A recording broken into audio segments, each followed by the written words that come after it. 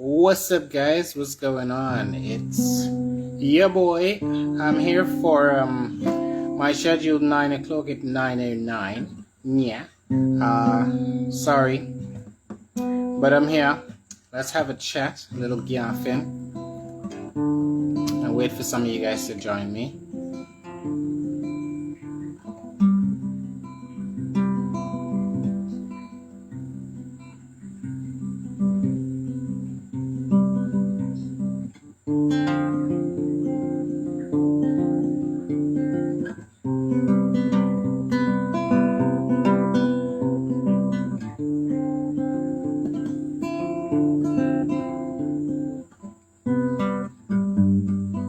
What's up, guys? What's up? What's up?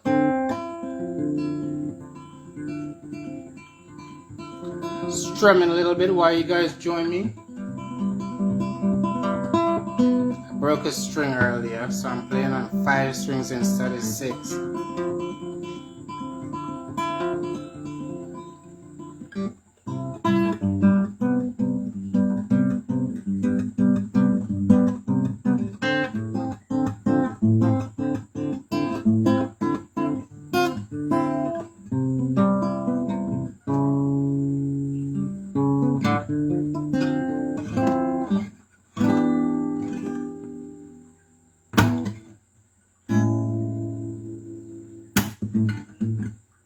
What's going on? What's going on?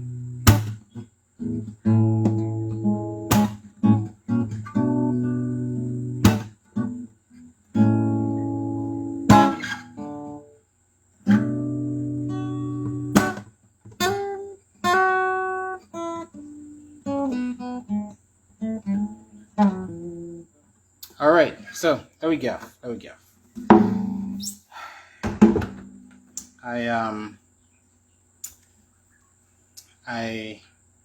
I put out a post earlier saying that we were gonna have a little chat about child safety, right? A lot of your comments haven't come through yet, if any of you guys have left them. So let me just take this opportunity to apologize to anyone I haven't said good evening to that has said good evening. Good evening. Thanks for joining the live. Share the live, like the live. You know there's going to be trolls on the live.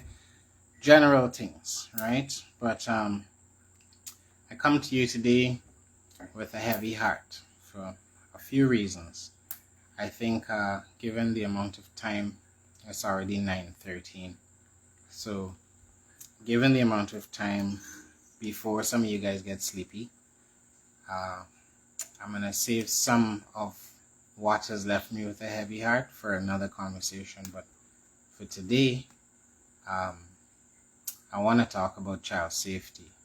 Now, when I made the post I did earlier, I can't remember whose page I came across, but there was a video. I'm sure a lot of you must have seen it by now, but there was a video that was circulating of a father that was down at West Rumvelt School. Looked like West Rumvelt Primary School.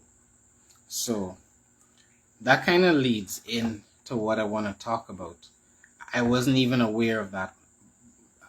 You know, when I made that post saying tonight I want us to have a little group cuddle and talk about child safety and child protection and sexual assault in schools, as to be direct. I didn't even know this father had posted this live where he was looking for his daughter. Now let's unpack that for a bit, right? Because I know people's emotions are going to be all over the place. So I saw a few things. He started the live. Clearly he didn't start it at the beginning of his quest for his daughter, but from what I gathered from the live, I'm going to relate to you what I saw in the live, and then we try and unpack some of it together, because I think it's very important, right? There are a number of very concerning things that I saw in that video. So first of all, he starts recording at the point where he's having an interaction with one of the teachers, and she seems to be paying him no mind. She seems to be ignoring him and his concerns. He does sound a bit irate at this point. Generally, when people start recording or they go to that length, it's because they are trying to escalate the situation. You could hear that this father sounds aggravated. The teacher is quite nonchalant, right? And she seems to ignore the man. She turns and continues her work at her desk. Now, it's important to note, the school didn't seem to have any proper security. They had a man that showed up at some point to have some words with this gentleman, but he's already very irate. The guy didn't seem willing to step in any way. They didn't seem to have any proper security at this primary school in the first place, right? To help de-escalate the situation. The teacher herself seemed to have been poorly trained in de-escalation. A superior of some sort should have been brought in to help de-escalate the situation. The man kept getting more and more irate. And now I'm wondering, as somebody on the outside, right? Now, you don't know if the teachers at that school were on the instruction from the mother. Listen, I am not making any judgments on the father. We're just exploring some different hypotheses here, right? Because similar situations can and have occurred in the past. So, hypothetically, you don't know if the mother of that child has left instructions at the school that the father is not supposed to pick up the child. Maybe they're separated, okay? If he is the person that's supposed to pick up the child, he's the guardian. These are things that should be assessed, that can be assessed right there from that teacher or the admin desk or whatever, that yes, this person making inquiries about this child to get into the school is the legal guardian or somebody that can come to us. There is no notice here that says we're not allowed to let this man into the compound or to inquire about his child. So once he passes that check, once any parent, because it could be the mother as well, right? Maybe there's some sort of restraining order or something, or a custody battle. So you wouldn't want to reveal the location of a child if there was a custody battle and someone was going behind the back of the courts to kind of pick up their child. That could cause problems, right? But once you've established that you're dealing with the legal guardian of a child, someone that concerns them, someone that drops them to school, takes care of them and the like, then you're entitled to release information on where the child is, last seen, or try to at least assist them. Now, I believe that that gentleman broke protocol by going into the school, and yes, he got progressively more irate. I think the use of it, language, he was swearing in front of the little children down there. We have to remember to have some self-control. At the same time, I'm deeply empathetic with that gentleman because there were haunting echoes of what happened with Adriana Young. Where I'm saying there are parallels is that in the same manner that when she went missing, the hotel staff seemed very nonchalant about what happened. I saw something similar from the teacher. She seemed very nonchalant. Like, she turned, and especially in Guyana, in execution of public duties or as a public servant, this is something the police often mix up, that the public are not allowed to record them in execution of their duties, when in fact you, the public, are fully within your rights to record the police as they're executing their duties. Should there be something that goes wrong, that will stand as evidence for you in a court of law. You're within your right to record the police. I've had police take my phone away from me and delete footage. Actually, I think that's what prompted the commissioner at the time to make a statement clarifying for the public and the police, in fact, that yes, the public are allowed to record them. So there needs to be clarity on these things. So sometimes when you try to record a situation, right? Another time, a friend of mine was in male surgical at Georgetown Public Hospital. They're denying him food and denying him his pain medication. He was in agony. And I was trying to reason with the nurses there, and she was so rude to me. I took out my phone, started recording, just snatched my phone from... That's a whole drama, okay? So I can understand how things escalated there. But at the same time, there needed to be security. There needed to be someone further up in the hierarchy that could have stepped in and de-escalated that situation, remove the hostility and the tension from it, and show that man, because his comments later on as he's walking around the school, he starts to enlist the help of little children in the school to help him search for his daughter. And his comments at many points throughout the video are these little children are more good to me. They're helping me more than the teachers are helping me. He is calling out her name. He's shouting, Destiny, Destiny. Listen, I don't agree with how he handled himself in all of the video, but looking at a father that, progressively in this video, he seems to get more and more frantic in the search for his daughter. He starts to barge into washrooms. These are places now that blur the line. Okay, now because you're looking for your daughter, does it give you a right to invade the privacy of other young girls by barging into the female washrooms that other young girls may be using, and on a live at that? That was not right. Right? That's unethical. You're not supposed to be recording those school children and have them up on a live in the first place, but to be barging into the children's toilets on a live stream looking for your daughter, that went beyond. That gentleman could have held the camera down.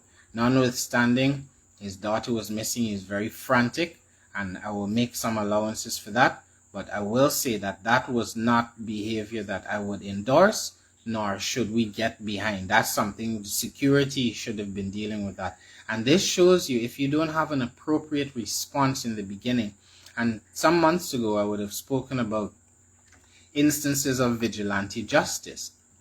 And when you examine cases of vigilante justice and the societies where they most commonly occur, and I'm talking about like a man robbed somebody on the road, and then because he robbed a man, like 5 or 10 people take it upon themselves to go and harvest the fattest big wood they can find from the corner and deliver a sound thrashing upon the thief man.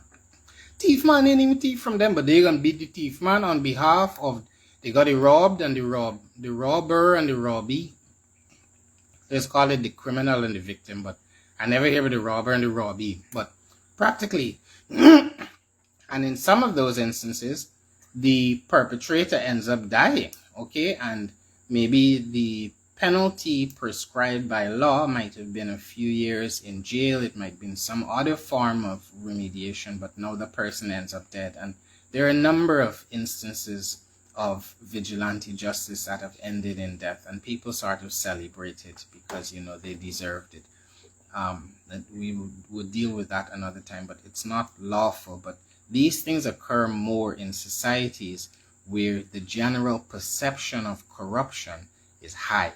So when people perceive that they live in a corrupt society, no matter what the propaganda press come to tell you, when people feel that they live in an unjust society where it's likely that the perpetrator of a crime against them can go to the police and pay a bribe, or he can pay a bribe to a magistrate, or he can bribe his way up the chain, and justice becomes nothing more than a checkbook crime. In societies like that, you get compensated in many cases, and how the police might handle the file, and then you could pay them for duck it or drown it by a window, or it could disappear. And there are so many points, weak points in the chain of justice. So that's something that we really must consider when we think about these situations. So the more corrupt a system is, the more corrupt it becomes, sad to say. So that gentleman, I understand that he went looking for his child, but because the system that was supposed to help him in the first place was broken, he was in there looking for his kid. Now, I know that when school is over, right, and I will tell you this, I remember a time, just covering the whole story, I remember a time my sister and I were at St. Margaret's, right? My dad was a doctor, he was working at the hospital, he had some surgery doing, he stayed long. We didn't know, we small little children in probably class 1, class 2, right? We decided we're going to walk home all the way to Anna Katrina from Camp Street, St. Margaret's. We decided to walk to Anna Katrina. And I collect my sister, she's younger than me, and off we merrily went. We walked all the way because I remember the route. And it didn't seem far, okay? Walked all the way down, walked through All Boys Town, walked through Cemetery Road, got onto the back road there by Banks Park, by the Gars turn, and we're walking there when a friend from school is passing with his parents, and they stop and they're like, "Where are you guys going? Like, where? And your parents supposed to pick you up?" And I was like, "We're going home." They're like, "Where you living?" He said, "On the Katrina." He said, "On the West Coast?" I said, "Yeah." He said, "Come in the car." And we didn't want stranger danger. You ain't supposed to go in nobody's car. We got in the car eventually, my dad retrieved us when he used to use livid.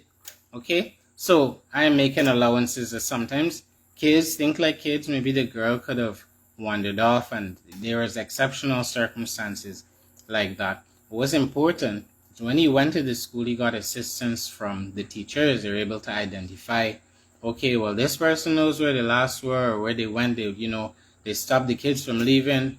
Hey, has anybody seen this person? Has anybody seen Destiny in this case? Because what I could clearly see, and I know in every parent's mind, there's not a parent I've spoken to in the last few months who Adriana Young's death has not impacted them. Not a single parent that hasn't suffered from that in some sort of anxiety, where they always need to know where their children are at every single moment, who don't let their children go out as much anymore, who don't feel safe going to public places like public pools. They're more wary of the safety of their children. So in this environment, I could just imagine what was going through that man's mind. The life ended. If any of you know if there has been an update, I hope he has found his child, right? Has there been an update? Because recently I've seen an increase in the number of children that are being reported missing. You would think, excuse me, you would think that since Adriana Young, I say the murder of Adriana Young, I don't know if that's a public mischief charge, but she did not drown in the pool, okay? But since the disappearance and murder of Adriana Young, you would think, and all the other children that have gone missing, you would think we would have a robust system in place to communicate this information in a timely manner to the public. Not just that, I know I spent some time personally devising a template, a reporting template for the police, which I shared publicly. I tagged them in it. I know they looked at it because they kind of updated their reporting. But Guyana Police Force, you guys need to be more consistent. You adopted, maybe if there were 20 data points that you could have captured on that form, you guys took like 6 of them. And you only use about 3 or 4 of them consistently. It's inadequate. I saw a missing persons report from the Guyana Police Force the other day about 2 children. They look like 2 primary school children. And last seen at some covered at the school or somewhere where they were last seen. How old are they? What were they last wearing? Last seen at which place, at which time, in whose company, in which direction did they go? Were any of the state cameras activated to capture their direction of movement? Are you calling on any witnesses to come forward on which number? But any suspected to have been with, y'all only find those things for Adriana, and they were made up. When people go missing, right? This same smart city system that we have, these cameras, I wonder what they are meant to do if we cannot harvest data from it. I know once a whole car got stolen from in front of my yard. Mine, gone, poof. And Harry Potter thief it, because up to day like today, all the cameras are wrong. I was living in South at the time. Every single exit and entrance to that community has a camera on it. Today like today, the police can't show me 1 second of footage, but they told me the camera's working. But they didn't see my car leave the area. It just disappeared. Aliens right now, somewhere in a supernova, are riding a premio or exhibiting it in an intergalactic artifact exhibition. Right? Blah, blah, blah. This is a primo we thief from B-Man. Blah, blah, blah. We transport it through the portal. That could be the only explanation that the police force vibing with, according to them, right? I had to actually pay one of them gas to drive around to find me, right? You need systems in place, and where it comes to missing persons, that's a missing car. There's people that lose things. The objects were missing. You talking about life? There was a gentleman that was kidnapped the other day. You guys remind me of his name, please. In front of you, Thriving. I think it was on Main Street. There were cameras, but like, they only seem to be one camera. In many instances, they only seem to be relying on the CCTV camera from nearby business establishments. What about the millions of dollars that have been spent on a CCTV network for the country? These cameras are everywhere. What are they being used for? That's what I'm asking, right? So, I hope you can see why I would say on one hand, there were many breaches, there were security breaches. Least of all was that gentleman going into the toilet and opening all the doors and stuff. That was not on. But the school failed in its mandate, right? To protect that child. And if the child had wandered off or whatever, they at least give a damn, show that you care, right? And we could keep going because the same teachers that we are asking to care. I'm just showing you different levels of empathy here if we want to break this situation down. The same teachers we're asking to care, they could do it being paid better, be compensated better for their work. Some of them get beat up. I see nurses even in fights. They could do with better compensation for their work. I'm not excusing that teacher's behavior. It was callous. I believe it was very cold. Right? She was dispassionate about someone's child. At a time like this, when people have all right to be nervous about where their kids are and how safe they are, we have a duty. Now, this next bit, I won't come last night and talk with you guys about it, but this story here left me with such a heavy heart. I'm just thinking what to do. We're gonna go interview this woman, but I wanted to do a live where I basically ask for the president, right? I hope the president, someone tags him in this segment of the video, and I want the president to address this because I don't want it to come to the stage where this young girl's name is in the newspaper, right? But I'm made to understand that her mother has reached out to the president, other officials, she's tried the police. You guys that she reached out to, on a couple occasions, you put the commander or whoever, division commander to call. Y'all know yourself. You know yourself. Is the 16th, right? I'm giving y'all a couple days to sort this out by the weekend. To jump on this case here. I'm going to give you all a brief rundown of it. But like I'm saying, it would pain my heart to know that a victim is twice victimized, but through exposure. And this is such a cruel society. I want to preface by speaking to this. You know, I come on here often. I tell you guys, love each other, care about each other, find a way to be empathetic for each other and each other's circumstances, and that's the foundation of building a cohesive society. But there are forces working against us. You know, I see the things that disturb me most about Guyana in its current dispensation, the way that cruelty is celebrated, the way that people are casually horrid to each other, the way that we rejoice in the suffering of others. I saw Guyanese critic make a post a couple nights ago, and he's been posting about Lola Doll, like he's making laugh basically off of her being almost executed, saying, well, how could she see the shooter?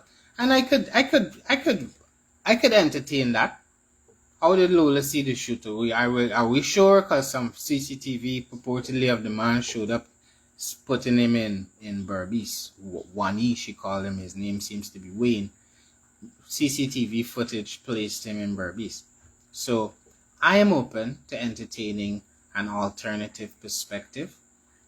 Evidence is presented. Why do you have to go in to the cruel aspect of it? Because there was one cruel post, but the one that stuck out to me was another one, and I saw like I can't even remember the name, but some neuro something inhibitor, and I'm looking, I'm like, what's all these things? I'm like, what's these words? So I Google, and it looked like some medication. So I Google some of them, and I see is HIV medication he is talking about. See, basically making the implication was like Lola and Shemanga AIDS. There's the implication that critics was making there. This is so low. You know, a man that sits on his life calling people low life. It's so low to do something like that. You know, like I used to work for I did while I was in uni. I did work for a charity in the UK. I worked for Royal National Institute of the Blind for a while, Cancer Research UK, and they have people working on different campaigns for different charities.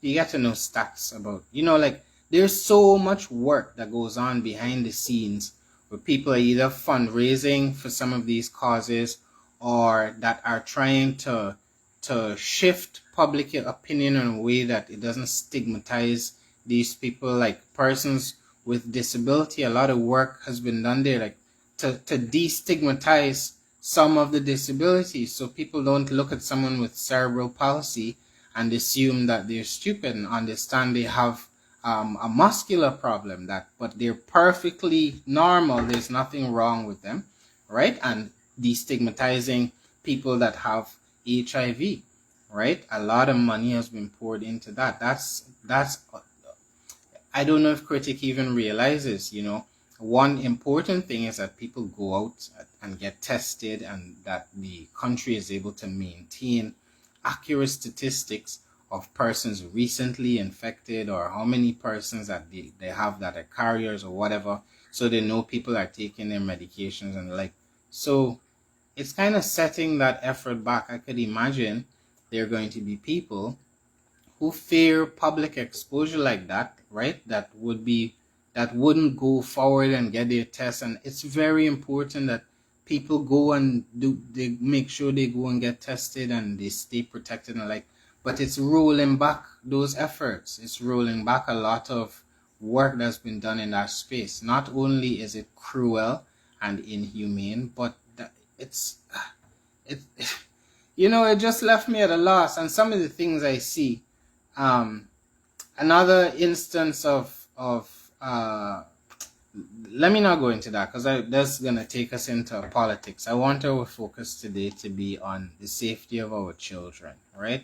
But I just wanted to preface by saying how cruel and unkind our society has become. Therefore, it would pain me to know that this story here that I'm about to tell you about blows up to an extent that this young lady is exposed and has her name out there. I know some of you guys have no manners with what you publish. So, the president has been notified, the Ministry of Education been notified, the police has been notified, and I'm wondering why nothing has been done. But I am made to understand, and again, my aim here is not to sensationalize this story and come and sue with you guys. The interview that I have planned, because I've been thinking about it, right? We have an interview planned with the mom, and I've been thinking about it and what that's going to mean. And at some point she did mention about me interviewing her daughter, and I can agree with that, right? Based on her age, based on not wanting to re-victimize her or in any way expose her to continued victimization in this system here. So in thinking about it, I'm like, is there any work I could do before this interview to bring this issue to the attention of the public and the relevant persons, so that they take action in advance of me having to blow the lid on it. And Darwin and I, so this VPAC is going to be going up there to talk about it. But there's a problem at our public schools, right? And this is not limited to one school, but this instance here, this incident has happened at a couple schools, right? There's issues at in our public school system where sexual assault is concerned of minors. Okay, now I know the news has been flooded with stories of persons that have been put into parliament that have basically been accused and are being accused of pedophilia, and that's disturbing in its own right. I also covered that this is a cruel society. It's a society that victim blames. It's she asked for it society. I will tell you that, right? So against that backdrop, it seems that when there are instances of sexual assault that go on in schools, some parents are being told that they're being encouraged to keep it in-house. Like, what happened in this school can stay in this school. We're not going to let it get out. If, in this case, the parent went to the police after not getting anywhere, and the administrators for the school got upset with her, they became more unhelpful, right? Her daughter now got transferred, right? She was assaulted in the first school by a child. Mind you, this child is 13 years old, right? He was assaulted in the first school by someone who was over 20, 21 years old, right? Came in and basically assaulted her. Now, at some point, while talking with the police, the mother related to me that, the conversation that the police was trying to have was they're trying to get the girl to basically say she consented, right? So I want to make a couple things clear at this point. Guyana has a Sexual Offences Act. I would encourage you to read it. And, mothers, fathers, acquaint yourself with it. Teach it to your sons. Teach it to your daughters, right? The law is nothing if we don't know it. But among other things, it does cover that. So the age of consent is 16, but it covers that below the age of consent, you are incapable of giving consent. Somebody that's below the age of consent can say yes. They can say yes, but legally it is not a yes. Okay? I know that will shock some of you, and given the prevalence of this problem in Guyana, I'm just going to say that again, right? If somebody is underage, if somebody is under the legal age of consent, they are not legally able, no matter how, yes, because it could be coerced, even if you feel is a genuine yes, and it was said with meaning and depth, and it, right? It's rape, it's statutory rape. Okay, it's covered in the Sexual Offences Act. So you would think that's open and shut. Somebody assaulted a 13-year-old girl, 21-year-old male, but nothing happened to this young man. Instead, this young lady is now being trying to put her in a position of talking about whether she consented, whatever. Now she moved to another school. They moved her to another school because she started wasting away, losing weight, becoming her mental health is compromised. They moved her to another school. And the person that assaulted her the first school got contacts in the other school, and they assault her again in the second school. Right? This time a fifth former. Record her. Post her up on the WhatsApp. Put her picture up. The young girl now feels suicidal. Police were informed. When the mother went to the Ministry of Education, they didn't know nothing about the case. The school never reported it. The police never forwarded nothing about it.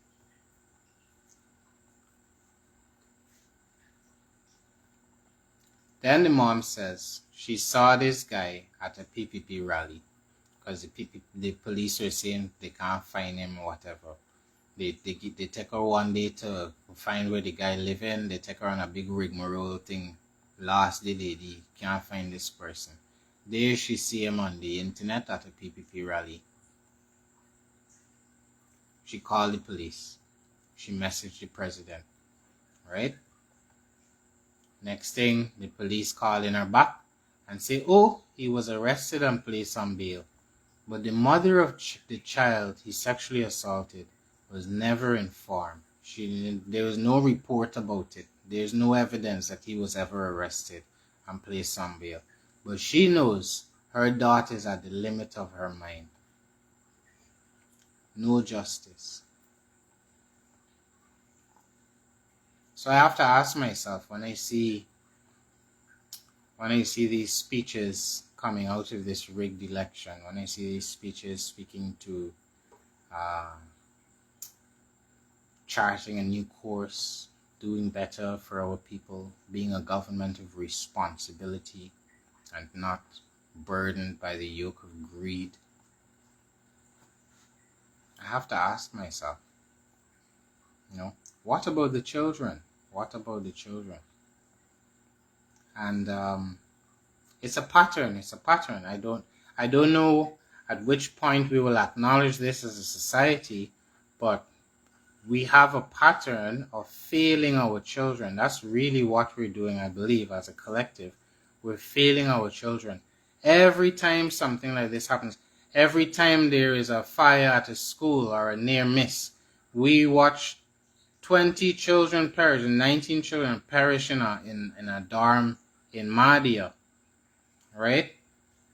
We watched that happen, and we allowed the state to proceed, not having fire suppression. Immediately, fire suppression equipment supposed to be rolled out in all schools, the fire service. I went and read the Fire Safety and Prevention Act.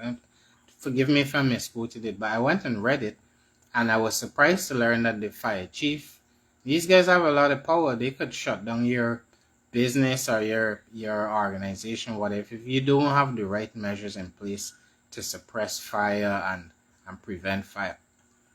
They don't use it. I guess some of the people is somebody's friend, right? And that's what happens in lawless society.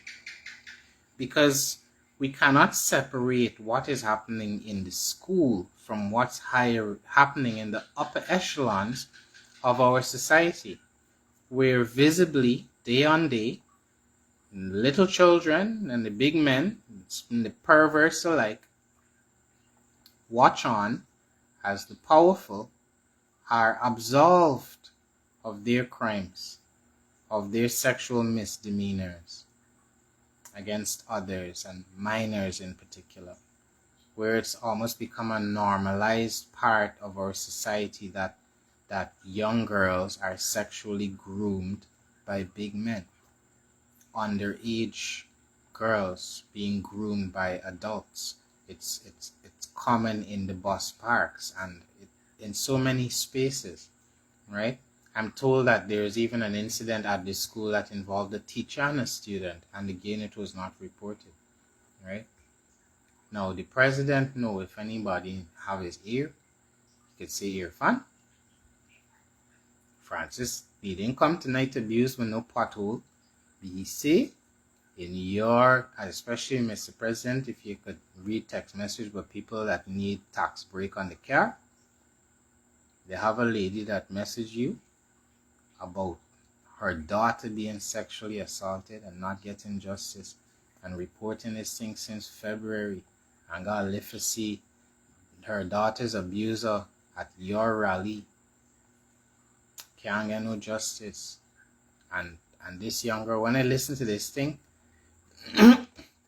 I don't want to hear some young child ended her life, right? Because nobody cared. Nobody cared enough to look into this. I don't want that on my conscience at all. Cannot.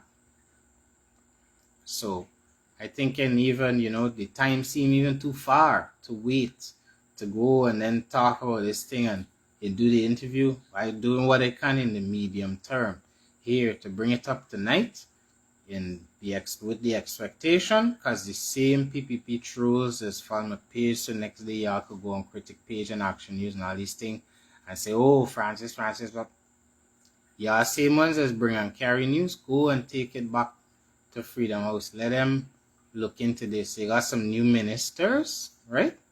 Let them look into this matter. Immediately demand what's going on. I tell you, it's in Borbies, right? Y'all ask what's going on. It's not limited to there, but this particular case here, right? So it's mind-boggling that we still don't have a sexual offenders register, like a sex offenders register. When people come in, we don't even have a proper digitized system. The police themselves need better training on digitized systems, and even in writing statements, they need better literacy training. And this is not an insult. This is acknowledging a deficiency with an aim to correcting it, so we have better outcomes. You can't write a proper statement. You can't capture what really happened. You don't have a digitized system. Then many repeat offenders, many predators, right? Many serial rapists, abusers, even murderers walk the streets. They get pulled in. Well, they don't have no file. The file in some paper thing it. Right? Or maybe yours put the hardcore ones on a computer somewhere, but I despair for the children, and that's really why I wanted to talk about that tonight. Right? There's a lot to discuss, in fact, but I wanted to devote.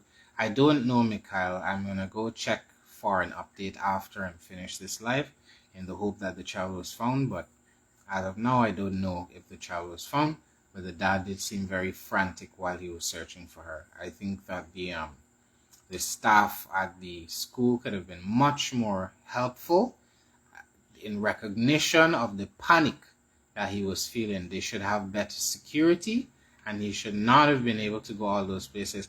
And on a sidebar, if you guys, it's on my page, right? If you guys look through the video, tell me what the hell is going on. How we had like 2 months of Christmas holidays, and how does a school that's supposed to be taking care of children look like that? Look at those toilets with the cages around the tank, as if the little children are going to steal the toilet tank, and then missing seats, and then there was like a pileup of garbage at the side of the very unsafe and unsanitary. So on one hand, we're being presented these newly finished schools, which in many cases are prefab, made out of substandard materials. And on the other hand, we have dozens and dozens and dozens of schools where children are being underserved, chronically underserved at that. In other news, I'm going to do a longer video on this later on, but just stuff that's popped up. And you guys, anything that I've missed, there's a lot of stuff. Hey, Anita, good night to you. Good night to all the beautiful people out there. This harbor bridge, right? So I've been saying for a while that the disaster bridge, right? This is one of the most unforgivable wastes of money. It's good that we have more capacity on the bridge to bring traffic, but man, could it have been planned worse? I don't think they could have done a worse job planning it. The idiocy is with the eastern and the western end. That is where the incompetence starts and finishes, right? Well, another thing, I have been told, and let the government come out and say different. I was told that the intention of the people building the bridge, if they were to build it at the pace that they thought it's supposed to be built at, it would have been done in more than a year. In like a couple of years' time is when the bridge really supposed to have been finished. I was told, right? You could come and deny that. I was also told that there was a mad rush, just as we were seeing, but there was a mad rush. Those people were forced to finish the bridge early. And there was a bridge built by China Rail, and on the 22nd of August 2025, which is like a few weeks ago, the bridge that collapsed in China. Yes, that was built by China Railway. Okay, the same people that built this bridge. And this bridge here, they rushed them to finish it. So an inside source in the company said that if anything fails, when asked what would happen if the bridge was to fail early or something happened, they said, well, China Rail will still be China Rail. They're an international company. They're still going to get jobs and contracts. And they will turn around and they will blame the government. They will say that the government forced them to finish it early. So they will wash their hand on that bridge. Any problems with it? I saw the load testing. I didn't see the seismometer or any of the other technical. Maybe they're hiding the equipment. How many trucks? There's 3 trucks to test the bridge. Maybe they had like the 40 trucks. Maybe they had more trucks I couldn't see. Like they had Invisi trucks. Just like we have Invisi development, Invisi progress, Invisi competence. So maybe it felt like a flam shooting to me, right? The road on the western end is going to be about 3.5 to 4 feet off the ground. So it directly intersects the current road, the current approach to the existing Demerara Harbor Bridge. So that's going to be an engineering marvel to see how and when they construct that road, because it's going to either have to be built overnight, or they're going to have to wait for the next holiday, or they're going to have to close off that road for a day or two and work at breakneck speed to excavate to grade the road beneath, and then pack more material, settle it, and build a road like literally overnight, like a few feet off the ground. They've done no soil stabilization at the current approach, like where they built the road, like leading onto the bridge on the western side. That's poorly built. The road on the eastern side, the approach road, that was rushed for elections as well. I'm telling you these things here, they're going to age like fine wine. I'm telling you this with 100% confidence, right? So within the next couple of years, they're going to need, I suspect sooner, they're going to already need to start repairing that approach road. It was built so hastily, there wasn't the appropriate amount of settlement time for the sand that was used in that project. That was an election thing. And then the roundabout, gosh, I mean, I live on the west side, so I used to live on the west side as a kid and grew up on the west side. I spent time in Georgetown. I spent time on the west side. I even lived in Lethem for a while. All right, even lived in Lethem. I love Lethem. All right, and so I've been in traffic jams at that bridge since I was a kid going to primary school in St. Margaret's. All right, and then I was in Bishops. I was still in traffic jam on that bridge. Then I left the country. I moved to England for a while. When I came back, while I was in town, anytime I come, traffic jam. Now I come back, traffic jam. And so I feel for the people that grew up waiting for a solution to this problem. And all we wanted was no traffic jam. So a nice, efficient mode of transportation. I see my friend Stanton posted up something very, very nice. The fact that we chose a roundabout system instead of a standard clover leaf, right? Whereby, and this is why the bridge become a rush walk. What they should have done is continue the elevation of the bridge. So those vertical supports continued. So it would take the bridge on a plane over the road, which would allow trucks and stuff to pass underneath it, and the bridge traffic to pass over, and then merge back into the main road on both sides. That would have taken longer. The man do a rush thing for finish it for election. They didn't care.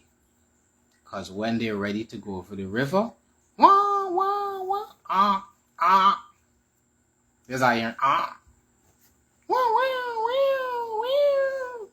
You see in car, it's like everybody getting these lights. I see the other day, I see a donkey car, and the donkey got blue and red light in the eye. Right? It's the donkey version. I swear, those were going on. Everybody and the grandmother getting the blue flashy light. Sight me. Even a madman could get blue flashy light right now. Well, he does. His name is Sheriff, right? He got blue flashy light. Everybody got the blue flashy. So I want to know if goat bite me, how come B man can't get a blue flashy? You don't think people get bited by B and I need a blue flashy too? You know, ricey to get in blue flashy light in this time. So one with Rexever, I said, yeah, just unfair. You know what I'm saying?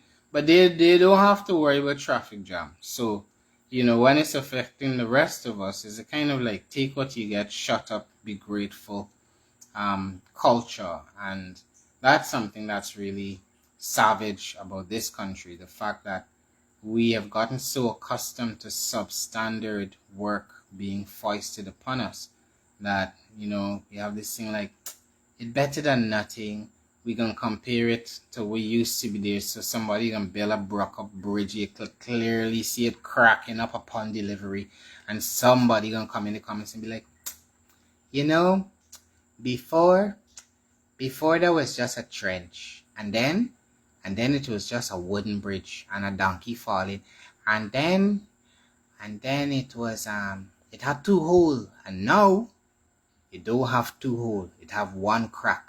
Be grateful.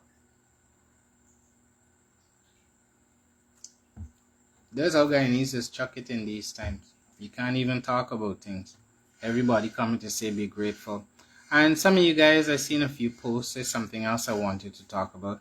Seen a few posts where people are saying, you know, they're highlighting issues around the town. I understand a bit of despondency. I mean, there's no doubt in my mind and many others that the election was rigged, right? And in a constitutional manner by violating the Constitution, as Section 2B of Article 159, right? But I'm seeing people posting whether it's the pothole on the street, the continuation of problems that they had before election. Like, we didn't go through a time warp and emerge in a new world, you know, where the 5-year clock is reset. No, we're in a continuum of time. So if you had a problem before election, it's likely for many of you that it continued. So the despondency has reflected itself in comments that say things like, one I saw today, let me remember it. It said, I'm not here to complain, right? I just want to highlight this problem. And, well, people voted for it, you know? No. Did you vote for your problem? If you did, well, then you include yourself in people. You can also say some people voted for it. But by my understanding, we had like 50% turnout, right? So of the 50% who vote, it looked like 25%. You know what I'm saying? When you start breaking it down, the government is not it's not liked or loved by everybody. I think the majority of people are not in the government's camp, but based on the people that went out to vote, right? You got to think about that.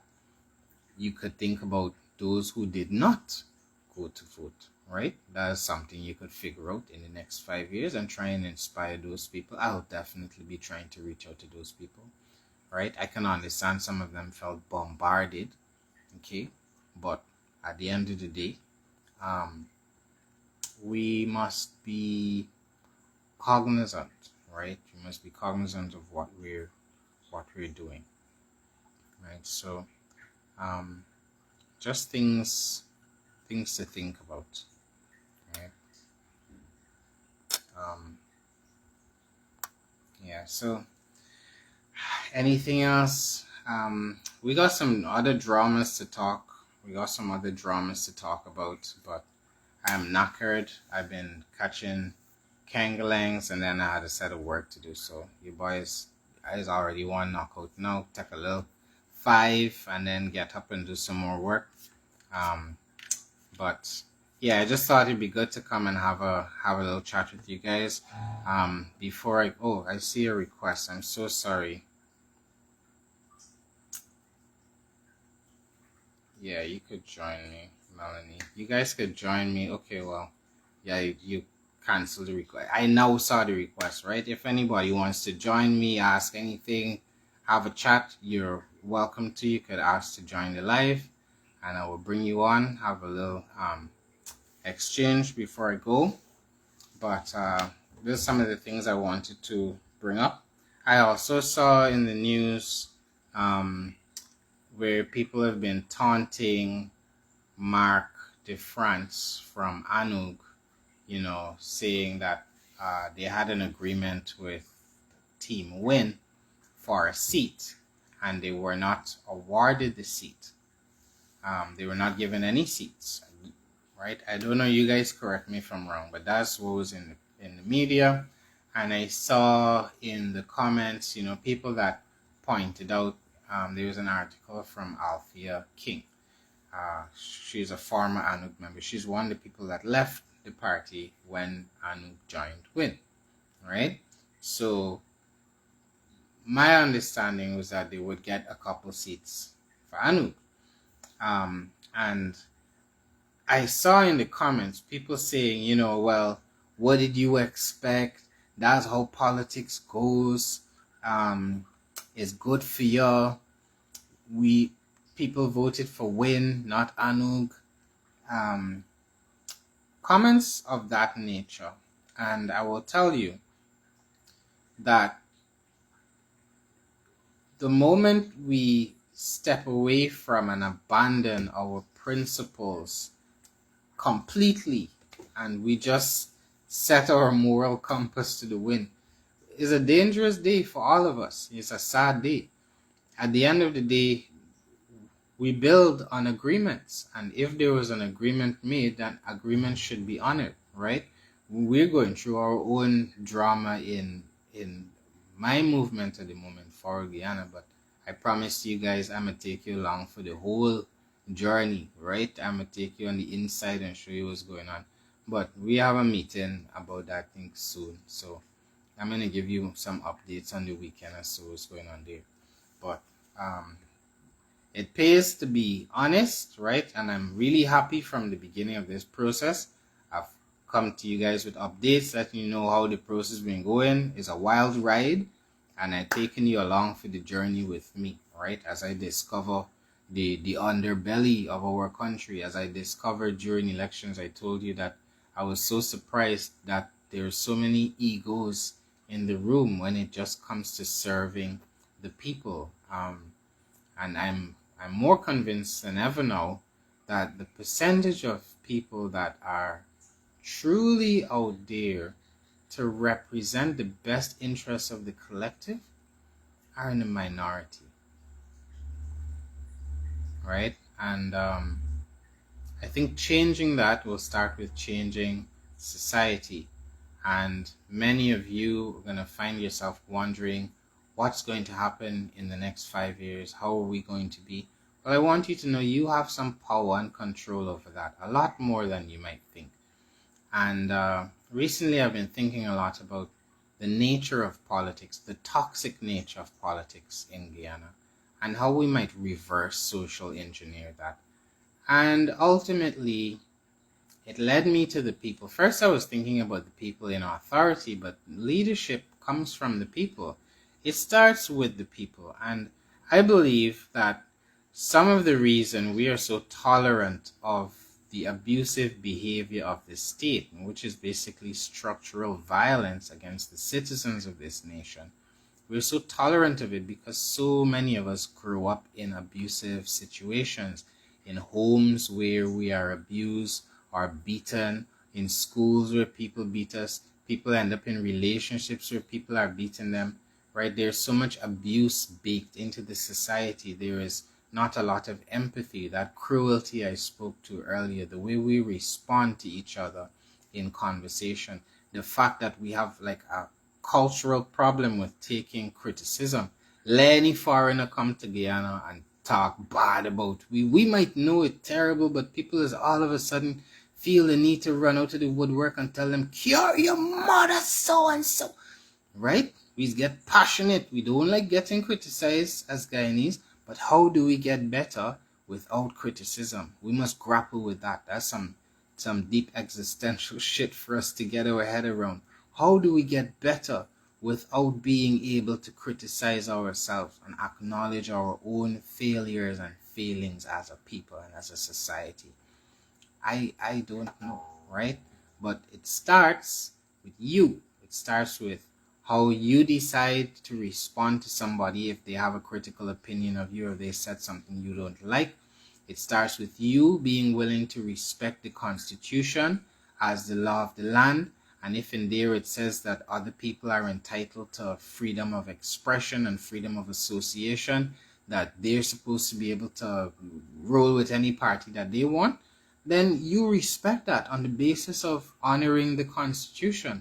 You know, that you avail yourself of the things that are required to be civil in society and to have a civilized society. Remember, democracy is something that is living. It's not a word that lives in a book. It requires all of us to breathe life into it in each and every present moment. And it's floundering, it's flailing, it's gasping for breath. It requires oxygenation, and all of us need to commit ourselves to the task. So on one level, it starts with our interpersonal relationships, how we treat the people just around us in our lives, how we treat the people that we don't know.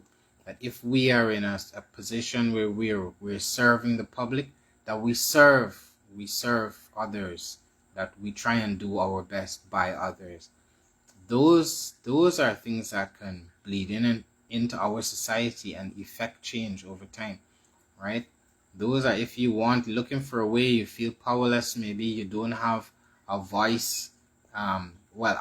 Your boy going to Parliament. For you, the arrangement we have in Forward Guyana is we're going to be splitting up the parliamentary time. So Amanza, Nigel, myself, I'm going to be going representing VPAC. So I'm going to take your issues to Parliament with me. I'm always going to be canvassing for them, right?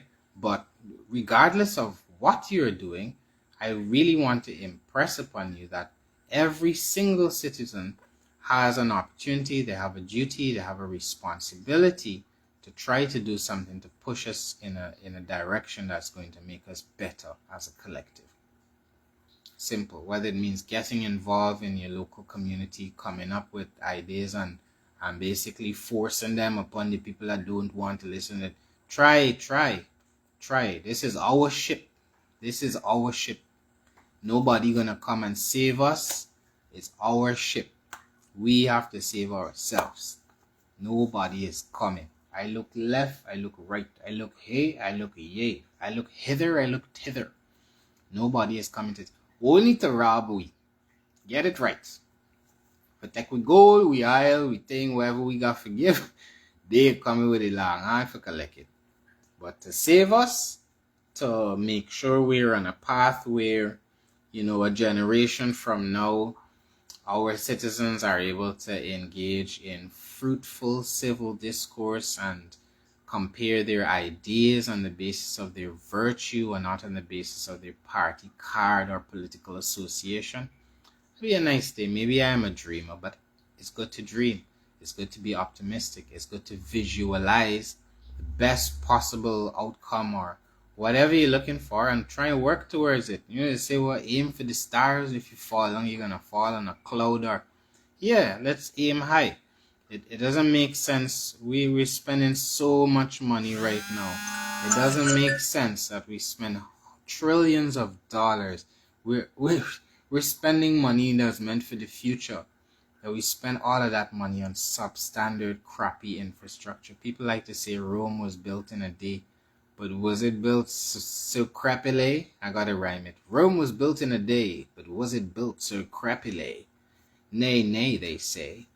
Right? So that's what I would say. I hope we break those chains of ignorance and we step away from poor communication. We make conscious decisions in our waking moments to not choose violence, to not allow ourselves to respond to the aggravation that is there around us, to empathize with some of the people you will encounter day to day that are angry. There's a lot of anger in this society that's baked in. A lot of it because of the trauma, the abuse, the lack of justice, the lack of service, the lack of basic things like having running water in a stable manner or electricity, the lack there is so much frustration baked in our society. So the first thing to do is acknowledge it. The second thing to do is empathize with it. Not everybody having a good day. And if you can make a conscious choice to not engage in battle, because I just go out some days and just feel Guyana is a battleground. Some of us need to step off the battlefield and stop fighting, start loving more, start educating each other more, start being the responsible party and not letting everything devolve into a cuss out, abuse out match. It's like it's just these things for spectacle that have no communication value and don't leave us enriched. Let's enrich ourselves and each other. You know? It's crazy that in this day and age, these are considered radical thoughts. I feel sometimes like kindness itself has become a radical thought in this day and age. Just kindness, just being kind to each other has become a radical philosophy. But I'm asking you to be radical in that way. Right? So to bring it back to my earlier point, I hope the president sees this. I'm so disturbed by it, right? I'm so disturbed by what I heard. And like I said, we're going to be doing an interview and bringing this, and y'all gonna find out is which school and everything. But before this young girl has to suffer being bullied, right? More being, victimized by her teachers, more, right? Having to face an uncaring police force again. Fix it. This man we all say arrest and put on bail. Find the man. Do the right thing. Why is that so hard in our country now to do the right thing? It is a symptom of how corrupt we have become and how far the rot has spread. And I don't say these things for you to be hopeless, but in the same way, if you open up a barrel and start noticing some of the apples were getting rotten, you have to acknowledge it to know you need to start pulling some apples out of the barrel, or don't put new apples in there unless you're looking to drink wine, right? And we don't want the whole country to be drunk because it'll lead to instability, right? So with that, I'll wrap up this evening. I know I went on for a little bit. I want to thank all of you guys for joining me. I really appreciate it. Be kind to each other. Be empathetic with each other. Try and be more understanding. And remember that you too have a responsibility where it comes to the task of nation building. And you could already see when you leave it up to a small group of people that seem to have devious intentions, you keep leaving it up to a group of people, they seem like they didn't do their own thing. The countries where this democracy here seems to function best of all is where you, on the other end of the screen, take a more active interest in how it functions, and certain things you don't tolerate en masse, right? You coordinate more, and you determine or you acknowledge and own the fact that the power ultimately resides with you, right? The population, with the people. That's why they say power to the people, right? So with that, I will say I love you guys. Have a good night. I'll be back soon.